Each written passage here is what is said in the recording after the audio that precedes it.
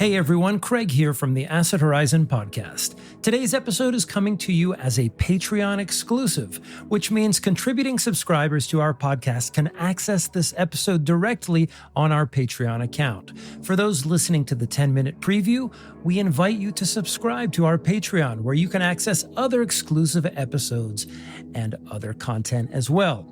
If you're listening at the top of July of 2026, you may be just in time to enroll in a course led by Devin Gouret at the Acid Horizon Research Commons on Marx, Nietzsche, Bataille, and the relationship between revolution and play, and Emma Stamm's course on anti-civilization thought and recovering from technological progress. A link to our Patreon account and the courses are in the show notes. Today, Adam and I are discussing his essay, also linked in the show notes, The Promise of Cruelty, Fascism and Social Murder, where we contend with the idea of historical capitalism as a mask of both historical and contemporary fascisms. It's a broad-ranging discussion featuring Marx, Marxism, the work of Baudrillard, and a few other figures in the mix as well. Okay, let's dive in to today's discussion.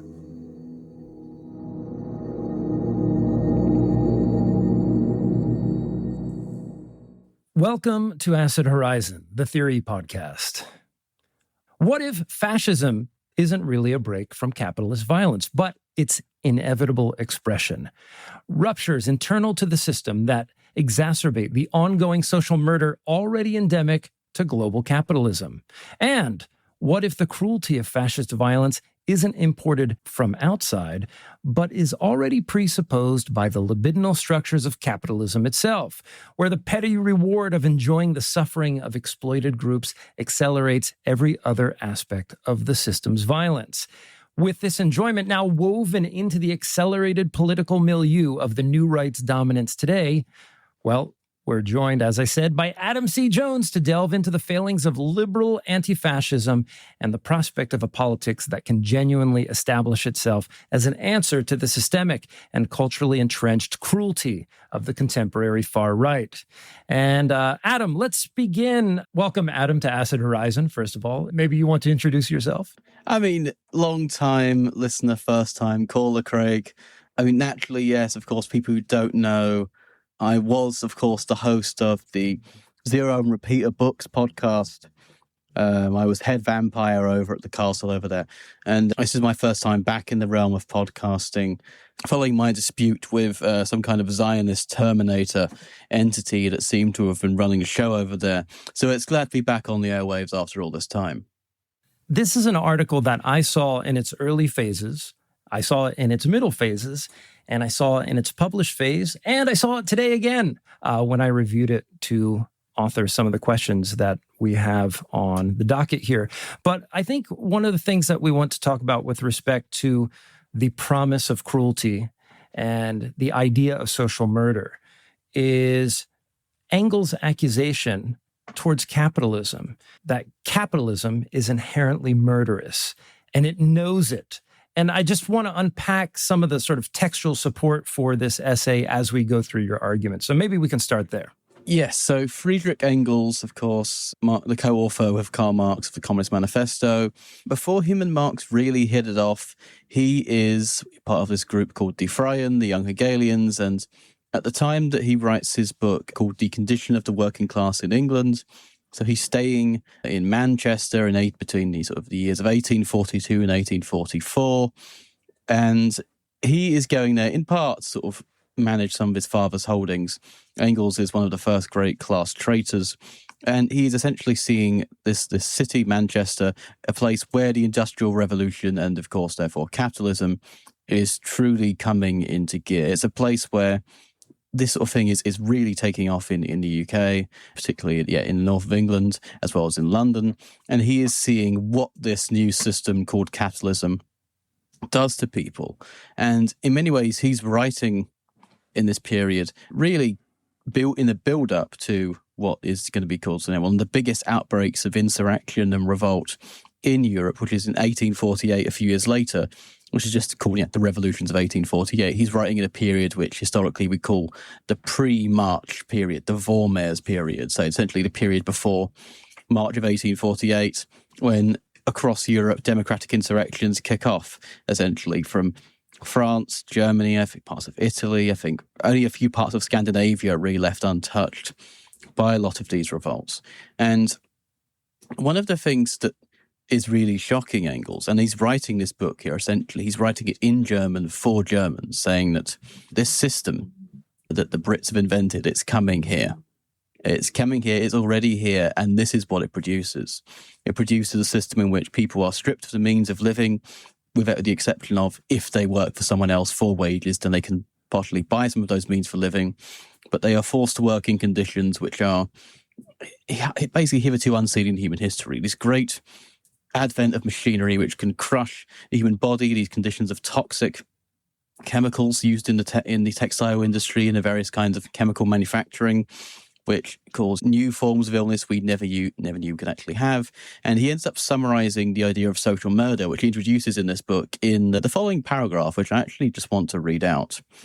So, quote, "When one individual inflicts bodily injury upon another, such injury that death results, we call the deed manslaughter.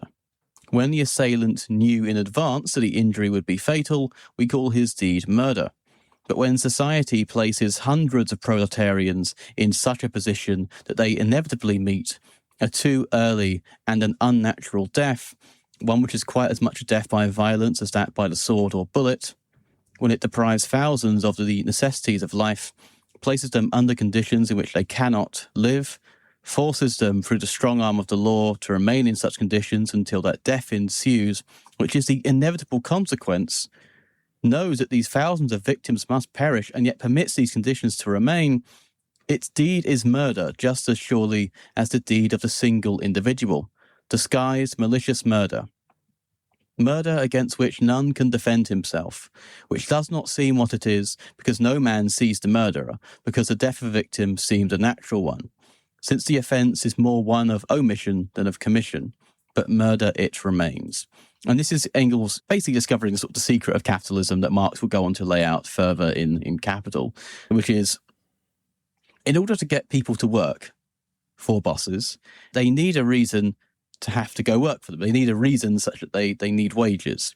Okay, how do they need wages? Because without wages, they can't eat, they can't afford shelter, they can't have all the things that they need to reproduce themselves. They cannot live another day, even to hold the so-called labour power that capital says they have, even if they don't have it or not seen as capital as being exploitable or profitable in the same way.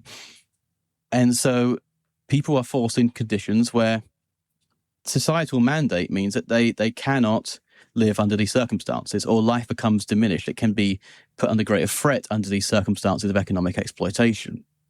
I mean, the term social murder really picks up in discourse in the UK again with the advent of the Grenfell Tower fire. Essentially, it was a social housing apartment block in London. It was coated in this cladding, essentially, which turns the place into an extremely flammable death trap. And it was done so on the basis that richer residents around the area wanted it to look nicer. And these people were killed by the absolute negligence of the people in the council and in the state, and then the rich cunts in the local area, basically, who wanted this place to look nicer at the expense of the safety of the people here. Many people died in a horrific manner, completely preventable.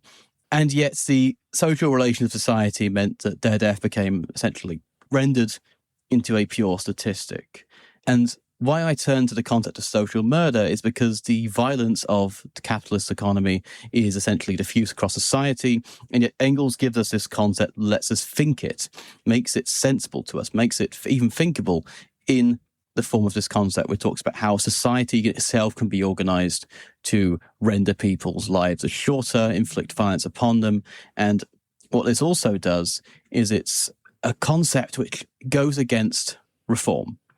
I think it goes against societal reform because reducing social death, okay, that's reformist. Reducing social murder, the call to get rid of murder is not a call for less murders, especially if, as Engels shows it, it's the same agency doing it the whole time. So if someone kept killing people, you wouldn't say, okay, I want to reform this. I want to make sure that they kill less people. No, you want to stop that particular murderer being a murderer. And this is how Engels uses the concept of social murder. And this is developed later on by a thinker like Nate Holdren to lay the